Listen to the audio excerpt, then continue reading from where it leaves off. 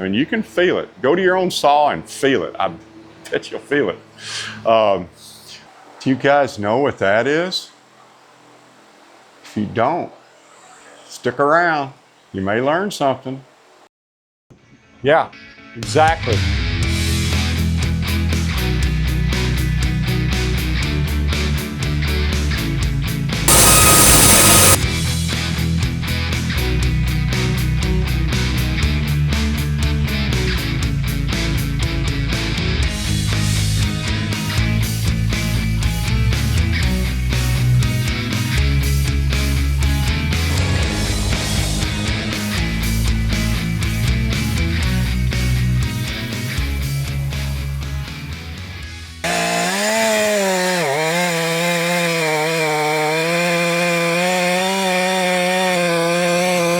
I looked down at it and you could see some of the teeth were longer than others. Some were at different angles. I said, man, who sharpened this chain? He said, well, I did. I went, well, there's a machine out back. You might want to pay the man to touch this chain back up and reset it.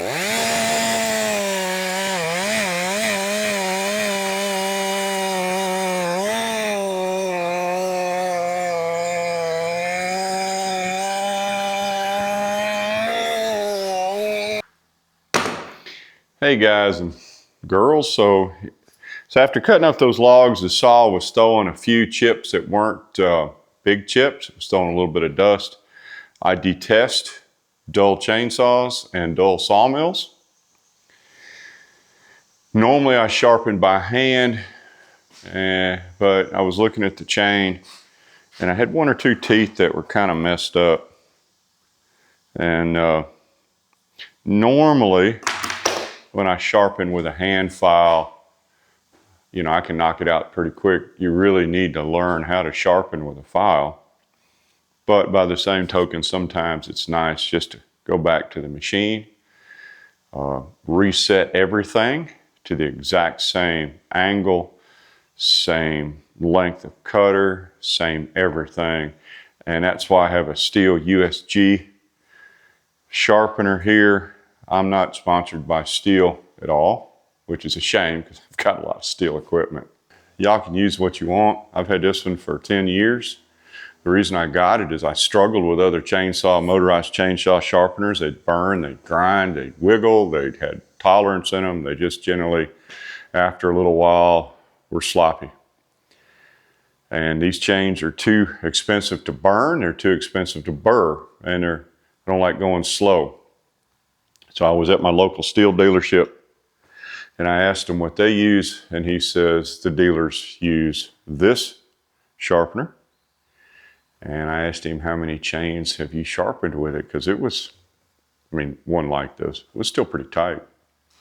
He says, I don't know, we get paid to do this. We've been doing this for a long time. 10,000 chains. He says, I don't know, you know, one every few minutes, and it's kind of what we do. So that was good enough for me. It was time to buy one. They're not cheap. On the same token, I bought this one so long ago, and this thing is still rock solid and tight. You can always tell when a chainsaw sharpener starts to go bad or is bad out of the box if you can wiggle the head. And this joint right here starts to move, or this joint. You do not want to be able to wiggle the head. It needs to come in a straight drop.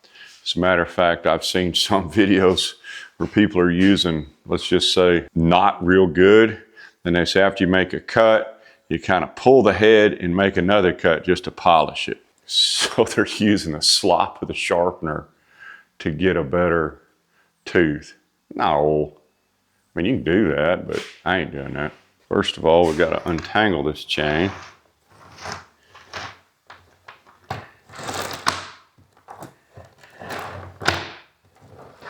All right. So first of all, whether you knew it or not, every single chain out there that made by Stihl has that little bitty line on. I don't know if you can see it with this camera. I hope you can. And that's your angle. You want to always match that angle. And that also tells you how equal your teeth are. So you can see this one's pretty tight.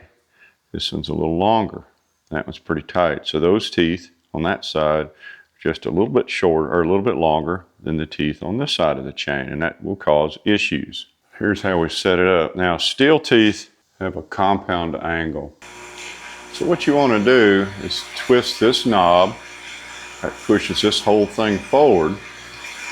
So push that against that.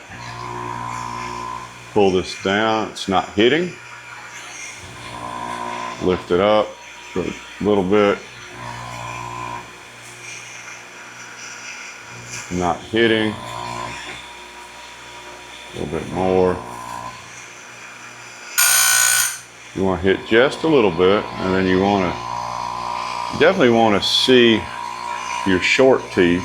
So this is a longer tooth, so we know this tooth is longer than that one. So we certainly want to grind it back to where they're equal. So I'm going to take a little bit more.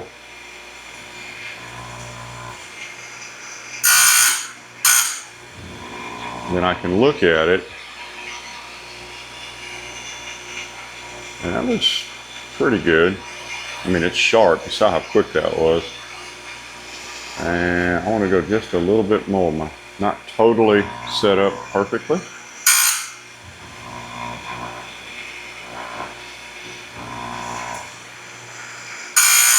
There we go.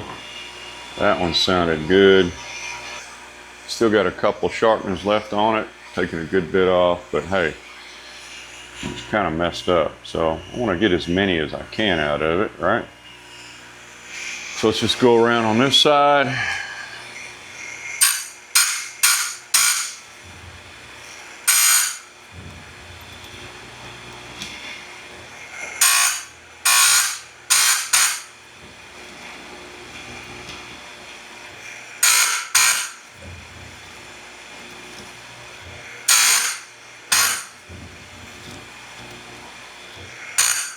And there's that tooth. It's done. Let's go to the other, let's set the other side. We change that. We loosen this.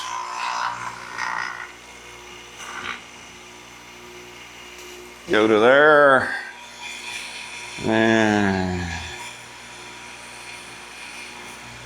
press that.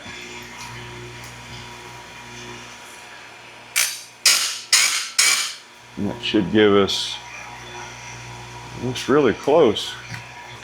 You can see that they're not all hitting the same. And that's really why you want to go back there and basically reset everything with a machine sharpener, just simply because I can go back, when these dull up, I can go back to hand filing and they'll all be the same.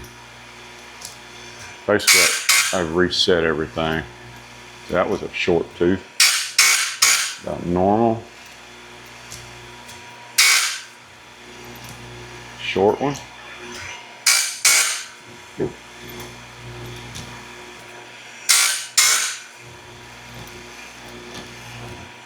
And there you go. Pretty much it. Take it out. Let's look at them.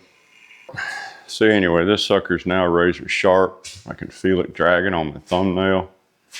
And the main thing is, I don't have a whole lot of sharpenings left on this one.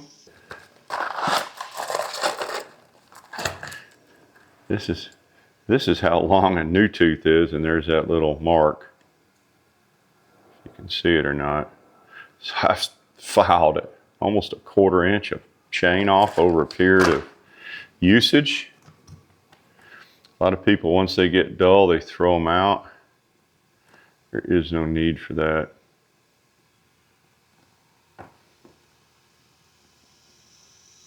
Just sharpen them back up, put them back into service until there's nothing left to sharpen. That's all I can say. I mean, look at that guy. You can see where it's pretty close to the line, but that tooth is digging into my finger. It's razor sharp. Most of the time I do hand sharpen with a file. You know, it's kind of a matter of pride not to have to put it on the machine, but It's also a matter of reality that after a certain period of time, you can feel that the chain is not cutting straight, kind of starts to lead off. When you're doing that, you're losing a lot of power because the chain's now dragging on the cut. And if you can't fix it by hand, which I could have, but I certainly could not have done it that fast. I guess my advice is learn how to hand sharpen a chain. And if you're doing a lot of them, get you a good steel grinder. It's the best I've seen, best I've used. If you have to take your chain to your local shop, good luck, because most of the people sharpen them have no idea what you want, what they're doing. Some of them are 17-year-old kids in high school.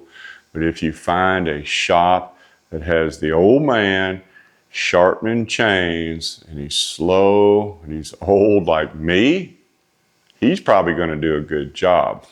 After showing you that little segment on sharpening a chain with a steel grinder, figured I might as well just show you a few more tricks and tips. And I'll probably sharpen this one by hand, but before I do, I'm going to take the bar off because we're going to clean the bar up. Most people don't realize it, but as your chain wears, your bar is going to wear. It's going to wear right on top, right here, these little grooves. You can see those little grooves, I hope, right there. It's right where the chain runs, right there. You can see the wear marks. And if you doubt that your bar is wearing, take your thumb, your fingernail, and rub up, and you'll feel a burr. You might can hear it when I'm thumping it. Right there. And on that side. See how it hangs my fingernail? So what happens is your chain wears, assuming it wears perfectly flat and it's running perfectly straight up and down, both sides of the bar are going to wear at the exact same rate.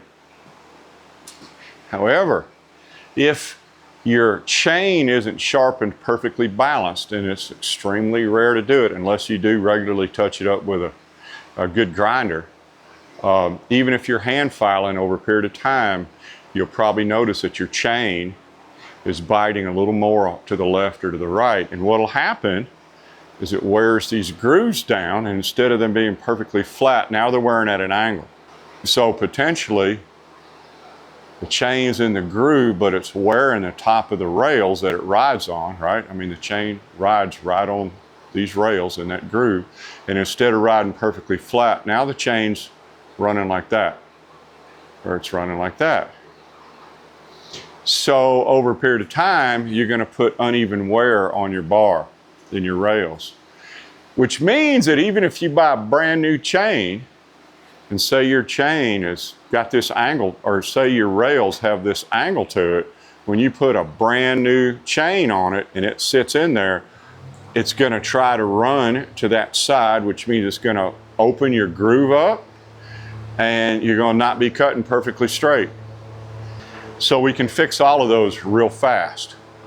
So the best thing to do is take every now and then, if you can feel that little burr, I mean, you can feel it. Go to your own saw and feel it. I bet you'll feel it. So if you've got that, you got to get a really, really high dollar tool, to fix it. Where is it? Oh, it's right here.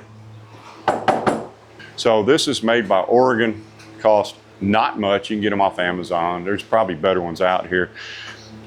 This takes the burr off a bar and resets it to where the top rails are perfectly perpendicular to the bar. So basically there's a file in here. Let me give y'all a better look at this thing. You can kind of look it against my hand maybe. You put this side against the bar, and then you push this file across the top of the rails. And what'll happen is if you push this against the bar, that file as it goes down is going to cut a perfectly perpendicular cut, and it's going to recondition your rails so they're perfectly flat. So the first thing you do typically is you want to take the burr off. And that's basically just take file,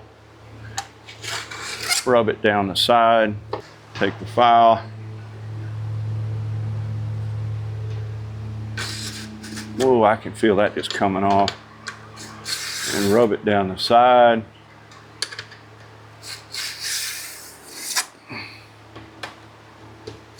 I mean, you can do this with any file right there. I mean, that's already a lot better.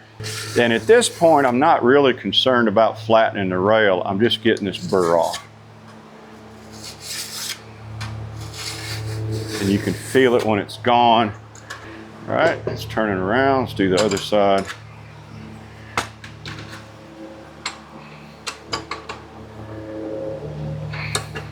Put the file against it.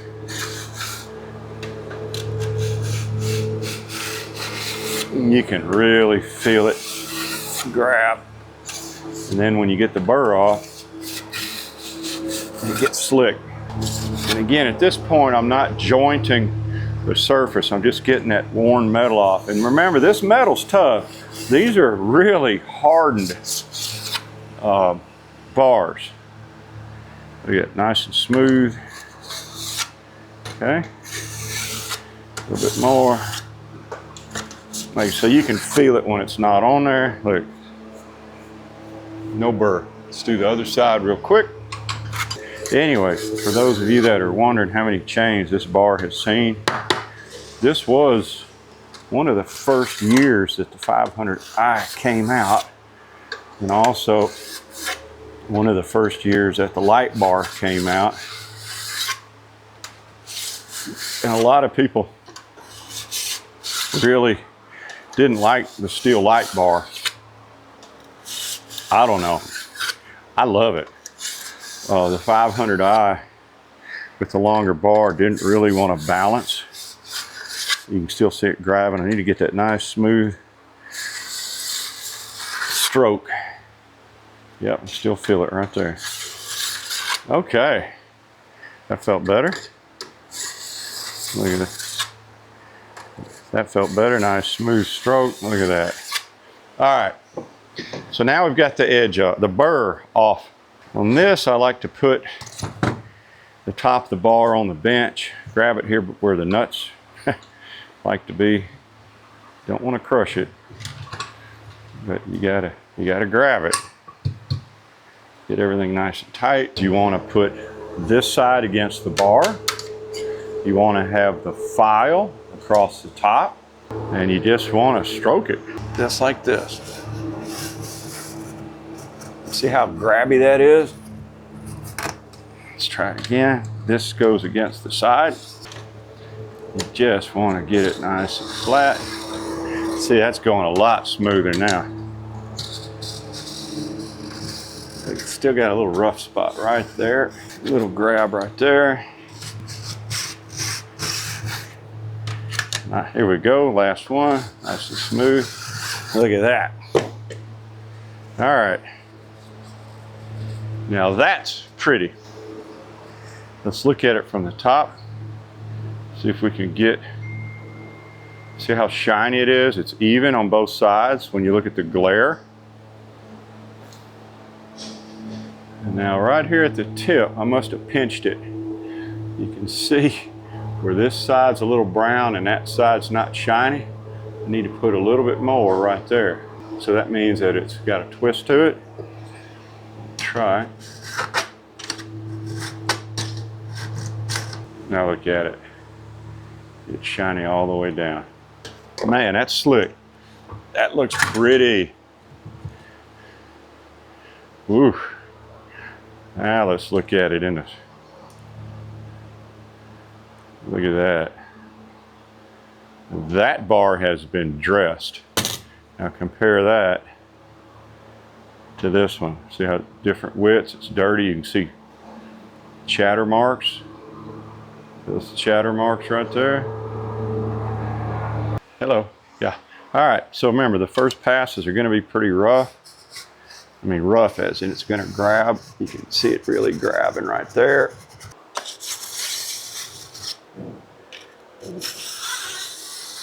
Now it's smooth. Look at that. Heck yeah. That's what we're talking about. That's how smooth it should be. Look at that. Sharp, shiny, and flat. You don't have to dress it all the time. If you feel that you've run enough with the bar like that, flip the bar over. And then when that side starts showing a burr, go ahead and dress both sides. This guy feels good. There's no burr. Everything's flat and shiny. Just like a new bar. Doesn't that look like a brand new bar? I mean, shoot. New coat of white paint. It'll look like it just came from the store. All right, let's put it back on. Let's put the chain on, and then I'm going to show you how I sharpen the chain by hand. If you're still with me, not completely bored, might as well, right? This is my 3-in-1 sharpener. Right here, I love it. I've used a lot of files. I use this a lot because it takes the rakers down at the same time. You'll notice on the chainsaw grinding video, I didn't take the rakers down because the first time after I dull those teeth up, I'm going to use this and it's going to automatically take the rakers down.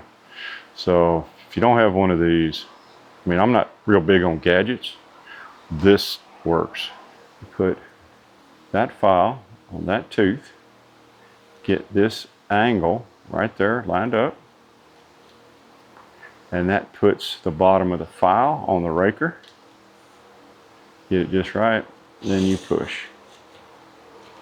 And you push. And you push. And that gets you perfectly lined up with the groove. So I'm going to touch, and it gives you a perfect edge, factory edge. 4 strokes is about right most times.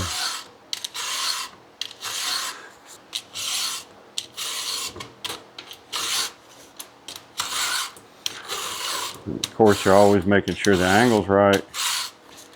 And you don't need to press down hard, but remember you are taking that raker down too.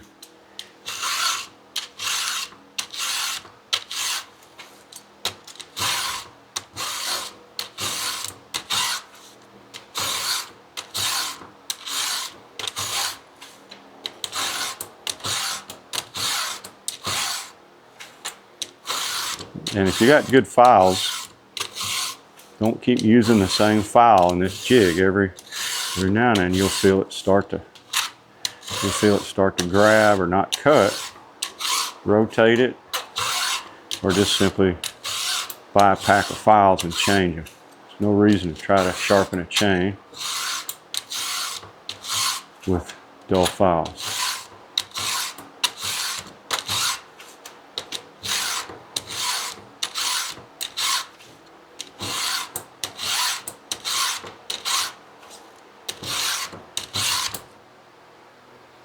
It goes pretty fast. Yeah, those things are sharp. A lot of guys know that I like running steel equipment. I've had good luck with it. There's a lot of other good manufacturers out there, but it doesn't matter how good the power head is, or how fancy the name is, or how much you spend on it, whether you got it from Walmart, Amazon, or somewhere else. It's only going to cut as good as the chain is sharp. It's only going to cut as good as the chain isn't leaning, and it's only going to cut as good as the bar has a perfectly flat top. If any of those are off, you're going to start to see the bar wandering through thick pieces of wood. You may actually be flat on or straight on this side, and you'll see the tip twisting. Either way, you're losing horsepower, you're not cutting straight, you're wasting your time. Get done with what you're doing, stop, or finish it up if you can. Sharpen your chain, look at your bar, joint and true your bar back up, and it won't be like that guy that comes into the chainsaw shop and goes, why isn't my saw cutting? Hope y'all enjoyed this. I do these videos to teach people stuff. Y'all know I don't make any money off of it to speak of. Right now I'm missing lunch because Martha's in there eating. I'm finishing up this video, so please, if you like these videos I put out, and I know they're not real fancy and I'm just wearing my old regular old nasty t-shirt and shorts and I don't dress up. So if you like these videos, please hit the like and subscribe button. I do appreciate it. Go sharpen your chainsaw. It's a good thing to do in the summertime in the shade with a fan running. We'll see y'all next week. Thanks for visiting our sawmill. Click on the links above to see more of our videos.